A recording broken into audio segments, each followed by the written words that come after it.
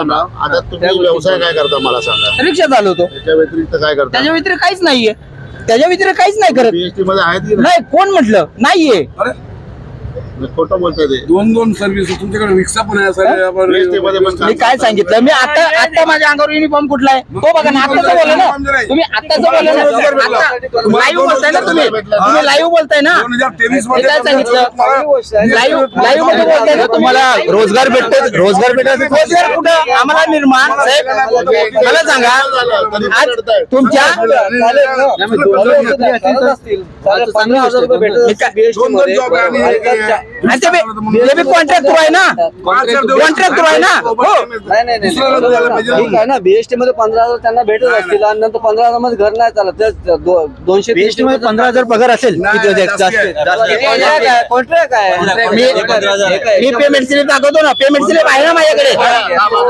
Payment slip आहे ना. आता बोलले ना पेमेंट. आता काय बोलले मी करत नाही. आता तर लाईव्ह बोला ना. लाईव्ह वर बोला. चांगली गोष्ट आहे. मला काय म्हणायचं माहितीये अशा लोकांमुळे ना जे खरंच फक्त रिक्षावरती कुटुंब चालतात प्रॉपर रिक्षा चालवतात. कारण आम्हाला वाटेगिरी वाढली तुम्ही नोकरी बिल्डर पण होतात करणार. त्याचं काय बिल्डर होतात. तुम्ही पण बिल्डर करणार. होतात त्याचं काय त्याच्यावर बोला ना. तुमचे बिल्डर होतात त्याच्यावर बोला ना. सोडून दिलं. तुम्ही बिल्डरचं का? हा? सोडून दिलं म्हणजे झालं काय? तुम्ही काय मी एक नॉर्मली बोलतो. आता जे रिक्षा चालवतात जे समजा रिक्षावर सर्व कुटुंब आहे त्यांचं इन केस त्याला उद्या काय होतो बरोबर. पण सरकार त्यांना बेनिफिट का नाही देत. लोन पण नाहीये रिक्षावाल्यांना. लोन सोडा काय नाही. तुम्ही लोन सोडा काही नाही. तुम्ही जे इन्शुरन्स भरतात 10% इन्शुरन्स भरतात टक्के व्याजाने पैसे उचलतात. तुम्ही इन्शुरन्स भरता इन्शुरन्स मध्ये सांगतात की ड्रायव्हरला काय उद्या काय झालं की ड्रायव्हरला एवढे भेटणार हे मात्र करायचं. मालकाला एवढे भेटणार ठीक आहे. त्यांचं उद्या insurance इनकेस तरी काय धावतो बरोबर. या ऍक्सिडेंट झाला या काय काय इन्शुरन्स आणि बघायला पण येत नाही. काय गव्हर्नमेंटनी ऑटोवाल्यांसाठी पण केलं पाहिजे. काय केलं पाहिजे कारण हे जे इन्शुरन्स काढतात आता मोठ्या तुम्ही मोठ्या बघा नॉर्मली इन्शुरन्सवाला भटकत पण नाही तिकडे. नॉर्मल तुम्हाला सांगतो आता तुम्ही रिक्षा चालवतात आहे बरोबर. सायकलवाला गेला ना तुम्हाला दोन शब्द सांग ऐकून दाखवणार रिक्षावाला शिवाय हे चल रिक्षावाले काही पण उलटा सुलटा काय पण बोला. बाईकवाले कारवाई करू ऑटोवाले. पोलीस स्टेशन मध्ये गेले ते पण पोलीस वाला ऐकत नाही. काय झालं ए रिक्षाला साईड बस आता तिकडे बस चल. तुम्ही नॉर्मल तुम्हाला सांगतो मी हवालदार ट्रॅफिक हवालदार रिक्षाला असेल ना चले साईडला घे त्याला धमकून काही करून घेल बरोबर. नेमकी त्या टाइमला कुठला फोर व्हीलर असेल ना त्याला सोडतात. त्याला सोडतात का असा म्हणजे फक्त भेदभाव का पण असा म्हणजे सरकारला हे का नाही दिसत आहे माझा बोलायचा अर्थ आहे. सामान्य जनता भेदभाव करत बसते ऑटोवाल्यामध्ये आणि पैशावाल्यामध्ये. हे सगळं सरकार करत नाही. हे जे हे तर सरकार नाही करत. हे त्यांचा घाणेरडापणा आहे. मी तेच बोलतो ना सरकारला थोडा तरी बघा सरकारला जास्त पैसा रिक्षावाल्याकडून भेटतात. ओके. इन्शुरन्स भरा हे भरा ते भरा पासिंग करा. आता वर्षाला झालं की तुमचं मीटर पासिंग आलं बरोबर. त्याला एका रिक्षाच्या मागे तुम्हाला 500-1000 रुपये भेटतात. बरोबर. मुंबईमध्ये किती रिक्षा आहे बरोबर. सरकारला तुम्हाला सरकारला जास्त पैसा रिक्षावाल्याकडेच भेटतात. बरोबर. मग रिक्षावाल्याला बेनिफिट काय नाही आता बोलायचा अर्थ काहीतरी बेनिफिट व्हेरी गुड. ऍटलीस्ट उद्या आता तुम्ही सांगा उद्या अगर मुलगीने सांगितलेला या रिक्षावाल्या शेडला की साहेब लोकांनी फटाफट कारवाई केली म्हणजे रिक्षावाल्याची काही सुनवाई नसते काही सुनवाई नाही ऍटलीस्ट मान्य करतो बघा असं ना की नेमकी रिक्षावाले चुकी असतात प्रत्येक वेळी रिक्षावाल्याची चुकी नसते. 500ची नोट आता उद्या ऍक्सिडेंट जरी झाला ना तरी पण भले तुमची चुकी असेल ना बाईकवाल्याची तरी पण चुकी रिक्षावाल्याचीच का त्यालाच बोलतो. याबद्दल गव्हर्नमेंट लक्ष दिलं पाहिजे. याबद्दल तर ते लोकांचे जे विचार जो जसा पर्सन असेल त्याचे तसे विचार असतील. मी ते सरकारला बोलतोय थोडं तरी लक्ष रिक्षावाल्याकडे द्या. बेनिफिट पण भेटलं पाहिजे ऑटोवाल्यांना. थोडं लक्ष ऑटोवाल्यांवर पण दिसलं पाहिजे. कुठल्याही सरकार येऊ द्या रिक्षावाल्यासाठी कुणी काही करत नाहीये. बोलण्यासाठी आणि बोलण्यासाठी खूप छान वाटतं ऐकण्यासाठी खूप छान वाटतं. कुणी मोदींनी आता मीटर काहीतरी फ्री केलं ना जे मीटरला पैसे वगैरे काही नाही. एक अफवा आहे 23 रुपये केलेले नाही रिक्षा घ्यायसाठी पहिला काय करायला लागतं ते परमिट ते फ्री केले ना गव्हर्नमेंटने. परमिट चालू केलं ना परमिट चालू करा. जे जुने रिक्षावाले आहेत जे 20-25 वर्षाला चालवतो, हा नवीन माणूस जेवढे पोरावले सगळे हे परमिट बंद करायला पाहिजे. हे परमिट आता बंद करायला पाहिजे. काय 2016 मध्ये आता 2024 झालं. जे पण गावावर येतं नवीन माणूस ते पण डायरेक्ट 15,000-20,000 टाकून आणि गाडी घेतो म्हणून बरेचसे रिक्षावाले फ्री केलं आता गव्हर्नमेंटने. इथे बरेचसे रिक्षावाले असे आहेत ज्यांचं लायसन बॅच दिल्लीचं आहे आणि परमिट महाराष्ट्राचं आहे. हे फाइंड आउट का नाही करत? आता दुसरी गोष्ट म्हणजे इन्शुरन्स आम्ही भरतो. आता हे जसे मग साहेब बोलले ना, रिक्षावाल्यांची लूट होते ठीक आहे. प्रत्येक वेळी मीटर वाढले की आम्हाला 1000 रुपये खर्च असतो. पण त्याच्या पलीकडे तुम्ही हा पण विचार करा ना की आपलं इन्कम आहे ते टॅक्स भरतो का आपण? विदाउट टॅक्स आहे की नाही? तुम्ही इन्कम टॅक्स भरता, जीएसटी भरता, हा बेनिफिट पण आहे ना त्याच्या पाठीमागे. जर तुम्ही जॉबला असेल तर तुमचं प्रोफेशन टॅक्स कटणार. ऑटोवाल्यांनी पण आंदोलन केलं पाहिजे, जसं ओला उबेर आणि बाकीचे करतात. आता पाठीमागचा जो कायदा आणला त्या कायद्याचं काय झालं? एखादा माणूस मेला 7 लाख रुपये भरा आणि 10 वर्ष जेल. त्याचे मोठे मोठे ट्रक ड्रायव्हर लोकांबद्दल नाही. अहो ट्रक नाही, ड्रायव्हर म्हणजे सगळा आला. ट्रक म्हणजे येत नाही. फक्त ड्रायव्हर म्हणजे ड्रायव्हरच असतो. ड्रायव्हर हा ड्रायव्हरच असतो. ट्रकचा असू द्या, नाही तर तो रिक्षाचा असू द्या. त्याच्याविषयी बोला, त्या साहेबांना विचारा. पण तो लॉ पास नाही झाला ना, तो पास नाही झालं, ते पास नाही झालं, थांबवले, स्टॉप केले. उद्या ज्यावेळेस उद्या समजा फायनल केलं आणि तो लागू केला, त्याच्यानंतर पुढचं काय? त्याच्या बायको मुलाचं भवितव्य काय? ते चुकीचं आहे. बरोबर, ते ड्रायव्हर सांगतोय. आता हे 20 वर्षापासून रिक्षा चालवतात आहे, ठीक आहे. 20 वर्षापासून इन्शुरन्स भरतात आहे. यांचे इन्शुरन्सचे पैसे जे भरतात सरकारला, उद्या याला अगर रिटायर झालं तर त्यांना काय बेनिफिट आहे? बरोबर, इन्शुरन्स भरतात. तुम्ही मला सांगा, इन्शुरन्स असला हवालदार लोक फाईन मारतात. बरोबर, 5,000 2,000 काही असो फाईन मारतात इन्शुरन्स नसल्यावर. ठीक आहे. जेव्हा माणूस रिटायर होतो, 20 वर्ष गाडी 60 चालू, वर्ष. पण त्याला काहीतरी बेनिफिट भेटतो का नाही? आता तुम्ही 20-25 इन्शुरन्स भरलाय, बरोबर. त्याचा काहीतरी बेनिफिट भेटायला पाहिजे ना इन्शुरन्सचा. इन्शुरन्स आपलं गाडीचं काय झालं तर त्याचं इन्शुरन्स असतं ना. तुम्ही मला सांगा, 20 वर्ष तुम्ही गाडी चालवली, एक मिनिट, 20 वर्ष तुम्ही गाडी चालवली, 20 वर्ष तुम्ही इन्शुरन्सचे पैसे भरले, उद्या तुम्हाला त्या गाडीला काहीच झालंय, पण ते पैसा कुठे गेला? मग बरोबर. आणि ते पैसा कुठे गेला? 1 सेकंद, 20 वर्षामध्ये तुम्ही पैसा भरलाय, कुठे गेला? गाडी नो पार्किंग मध्ये किंवा पार्किंग गाडी रिक्षामध्ये ड्रायव्हर बसलेला असतो, पाठीमागून येतात, फोटो काढतात आणि फाईन टाकून देतात.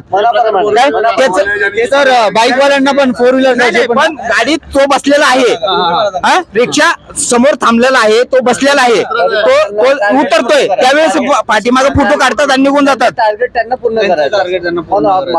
पण तो जर उतरत असेल, तो जर माणूस उतरत असेल तर त्यांनी काय करायचं? एखादा सिनियर सिटीजन असेल, त्याला चालता येत नसेल आणि तो जर म्हणत असेल इथं थांबव आणि पाठी मागून येऊन फोटो काढून आमच्यावर फाईन मारत असेल, त्याचा विषय काय? आता तुम्ही पॅसेंजर आहे, तुम्ही बोला 2 मिनिटं थांबवा इथे, ठीक आहे.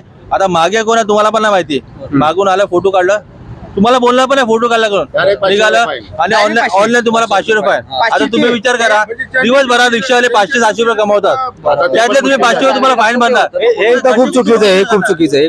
मग तेच मी बोलतोय. पहिला 500 आहे, पहिला 500 स्टार्टिंगच 500, दुसरा 1000, तिसरा 1,500 आहे. आणि त्यावेळी हवालदारला आपण विरोध करतो ना, तो आपल्याला उलटा बोलतो आणि उलटा अजून आपल्याला तो फाईन मारतो. तिसरा फाईन, त्यानंतर ते वाढत जातो. वडी पहिला असं काही नव्हतं की फोटो काढून फाईन वगैरे मार, काही नव्हतं. करतात दिवसाभराचं टार्गेट ते करतातच. भले तुम्ही साईडला उभा राहा किंवा पॅसेंजर नाही करा, त्यांना माझी विनंती आहे, जेवढे रिक्षावाले आहे त्यांना काही ना काहीतरी बेनिफिट द्या, काही ना काहीतरी बेनिफिट द्या त्यांना. हे बोलतात ते बरोबर बोलतात. रिक्षावाल्यांना फ्युचर मध्ये काही बेनिफिट काहीच पण बेनिफिट मी काय बोलतो माहिती आहे, ऍटलिस्ट जसं आता ऑफिसमध्ये ESIC वगैरे फॅसिलिटी असतात, तर तुम्ही रिक्षावाल्यांच्या युनियन तर्फे ESIC का चालू करत नाही? आता हा आजारी पडला तर ह्याच्याकडे ऐपत नसणार की एवढं हॉस्पिटलायझेशन करा आणि त्याचा खर्च करा, तर ESIC ला दर महिन्याला पैसे भरू शकतात जे काय असतील, व्हॉट एव्हर 200-250 रुपये, पण त्याचा बेनिफिट त्याचा पूर्ण कुटुंबाला होईल ना. ही अशी काहीतरी चालू करा ना. मग रिक्षावाले बीजेपीला डोक्यावरती घेऊन असतील अजून. बघा, तुम्ही मला 2 टायमाला जेवण देणार, तुम्ही तुमचेच गुणगान करणार आहे. कुठलाही नेता असू द्या, कुठलाही पक्ष असू द्या, तुम्हाला 2 टायमाला मी जेवण देणार, तुम्हाला खायला, तुमचा पोट भरला की तुम्ही माझेच गुणगान करणार आहे. आता तुम्ही मला 2 टाइम उपाशी ठेवणार आहे, तर तुम्हाला गालीच देणार आहे ना. त्या कुठल्याही परीक्षेत होतं तुम्हाला शिवाय देणार आहे ना मी. सगळ्यात एक महत्वाचा विषय आहे का नाही, लोकांना रोजगार पाहिजे, बस हा मुद्दा आहे. मुद्दा कुठला आहे? लोकांना रोजगार पाहिजे, आलं का लक्षात? पण आता जसं बघायला गेलं सर्वांना रोजगार तर आहेच ना, कोणाला रोजगार आहे. परमिट चालू मला बोलता रोजगार आहे, ठीक आहे. सर्वांना रोजगार आहे. बंद करा ते. परमिट बंद करायला बंद करा permit. परमिट ठीक आहे, सर्वांना रोजगार आहे. कोणी काय रिक्षा चालवतं करू द्या. पण जी महागाई वाढली, महागाई नियंत्रण करा. ते ऍटलीस्ट नाही तर 20% तरी कमी करा. 20% तरी कमी करा. त्यांनी नाही होणार, आणखीन जास्त पण चालवणार. ते जे आता लोकांचं म्हणणं असं आहे की सॅलरी पण तर लोकांची वाढली, जे आता जेवढा शिकेल, जो जेवढा शिकेल किती वाढले त्यावेळेस मला सांगा. मला एक मला सांगा, तुमच्याकडे तुमच्या वडिलांकडे पैसे आहेत, तुम्हाला शिकवलंय, बरोबर. तुम्ही जेवढे शिकले तुम्हाला तेवढी सॅलरी. आम्ही शिकले नाही आहे, आमची सॅलरी कमी.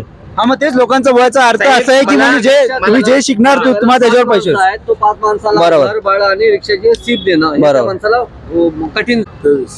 तुम्ही 23 मध्ये बघा, पहिला किती कमी होतं आणि आता किती वाढलंय. या वर्षामध्ये किती वाढलंय. लोकांचं म्हणणं असं आहे की जी लोकसंख्या जी म्हणजे वाढते त्याच्यामुळे ते साहेब एक महत्वाचा मुद्दा एक आहे, कुठला मला सांगा.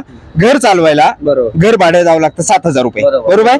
त्याच्यानंतर तुमचं राशन, तुम्ही नवरा बायको आणि त्याची 2 मुलं. 200 नाही 80 करोडाला राशन फ्री आहे ना गव्हर्नमेंट. नाही अजिबात नाही. नाही हे खोटं आहे. आणि दुसरी गोष्ट, 5,000चं राशन. तुम्ही राशन म्हणता, तुम्हाला मी एक दिवशी राशन दुकानात घेऊन जातो.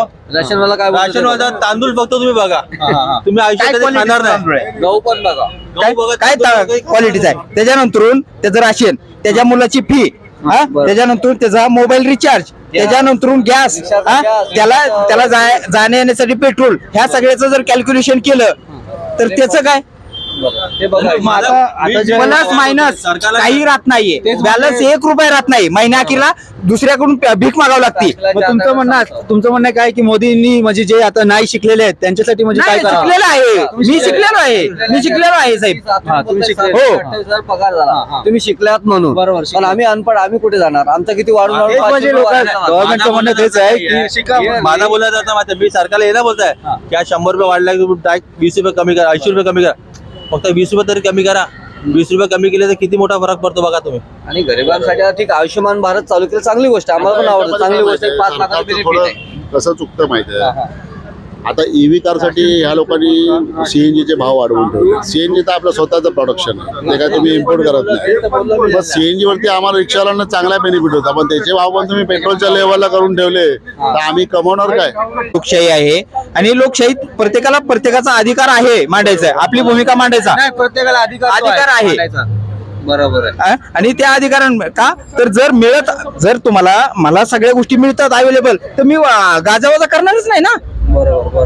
जर माझी जर अडचण व्हायला लागली त्यावेळेस मी तुम्हाला बोलणारच आहे ना. बरोबर. ज्याला अडचण होणार तो माझी माणूस अडचण होती. आवाज उठवणारच. मग तुम्हाला काय वाटतं की प्रधानमंत्री या वर्षी कोणी म्हणलं? राहुल गांधी परफेक्ट 1001%. या गोष्टीला सत्ता विरोध आहे. 1001%. काय वाटतं की राहुल गांधी जेव्हा प्रधानमंत्री होतील तर ते काय चेंजेस करतील आपल्या? नाही, त्यांनी त्यांचे जे आज जे त्यांच्या ताब्यात राज्य आलेत नाही हे नवीन त्यांनी ते करून दाखवलंय. गॅस 500 रुपये त्यांनी दिलाय, बरोबर आहे. म्हणजे कुठल्या राज्यात? कर्नाटकमध्ये, तेलंगणामध्ये. हो, आताच आहे. तिथं गेलंय. मग हेच म्हणतोय ना, जर हे तर आलं तर आम्हाला तो फायदा होईल, तर मग आम्ही त्यालाच देणार ना. पण त्यांनी जी भारत जोडो यात्रा चालू केली ते बोलतात त्यांनी स्टेट गमावले भारत जोडो यात्रा चालू केल्यावर. साहेब, हा ईव्हीएम चा घोटाळा आहे. ईव्हीएम हा प्रकार वेगळा आहे. ईव्हीएम चा घोटाळा आहे. त्यामध्ये तुम्ही जे बोलतात ना 500 रुपये केले, अजून एक 5 वर्षांनी बघा त्या राज्याची जीडीपी ना पूर्ण डाऊन आहे. अहो, तुमचं राजस्थान मध्ये आलं तिथं काय अवस्था आहे, मध्य प्रदेशात आलं तिथं अवस्था काय? जीडीपी नाही, त्यांचं आता आलंय ना राजस्थान. हो, आता आले तिथं. ह्यांचा अजेंडा काय होता तो विचारा ना. आम्ही 500 रुपयात गॅस देऊ, दिला का ते विचारा, ते सांगा. बाकीचं बोलू नका, तुम्ही मुद्द्यावर बोला. अहो, प्रत्येक राज्याचं वेगळं असतं. प्रत्येक राज्याचं असं कसं? मग तुम्ही ही ज्या वेळेस करता, मोदी ठरवणार नाही मग अहो साहेब, मोदी साहेबांनीच आपल्या तिथं सभा घेतली आहेत. मोदी साहेबांनीच तिथं राजस्थानमध्ये. ते मला काय माहिती नाही. नाही, ते तुम्हाला कसं काय माहित नाही? अरे वा, म्हणजे हे माहित नाही. बरोबर आहे ना, हे बरोबर आहे ना. पण एकंदरीत काय माहिती, तुम्ही मोस्ट खाली गोष्ट सांगता ते चुकीचं आहे. म्हणजे तुम्ही बघताय पण तुम्हाला काय वाटतं 3 राज्य त्यांनी का गमावले असेल भारत जोडो यात्रा चालू केल्यापासून? 3 राज्य गमावले. साहेब काय झालंय, ईव्हीएम चा घोटाळा आहे. ईव्हीएमचा सगळ्यात मेन होता ईव्हीएम चा घोटाळा आहे. ईव्हीएमचा हो, हा मुद्दा आहे. आणि दुसरी गोष्ट, साहेब मोदी साहेब जेवढे वादे करतात ते सगळेचे सगळे फेल गेलेत, फेल सबशील. गावाकडच्या ठिकाणी पण घरकुलाचं काम दिले, घरकुलं बनवाय दिले, पण त्यांचे पूर्ण पैसे येत नाहीत. सरपंच अर्ध, भाऊसाहेब वगैरे त्यातले अर्ध पैसे खातात. ते घर कसं बनवणार गरीब माणसाला? आता तुम्ही जर प्रत्येक ह्याच्यामध्ये होत असतो.